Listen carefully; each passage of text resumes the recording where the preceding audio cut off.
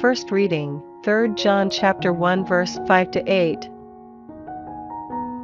My dear friend, you have done loyal work in helping these brothers, even though they were strangers to you. They are a proof to the whole church of your love, and it would be a kindness if you could help them on their journey as God would approve. It was entirely for the sake of the name that they set out, without depending on the non-believers for anything.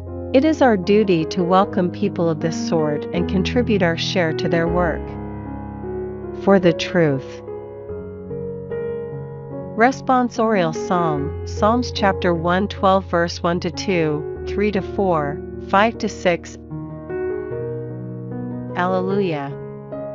How blessed is anyone who fears Yahweh, who delights in his commandments. His descendants shall be powerful on earth.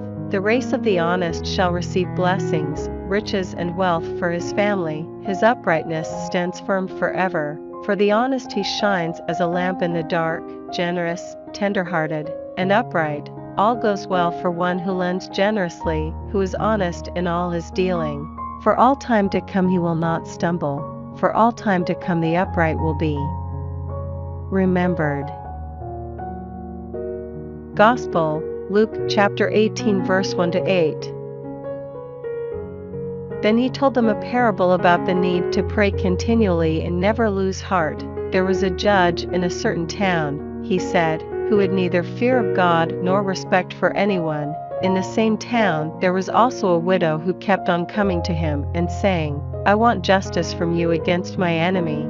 For a long time he refused, but at last he said to himself, even though I have neither fear of God nor respect for any human person, I must give this widow her just rights, since she keeps pestering me.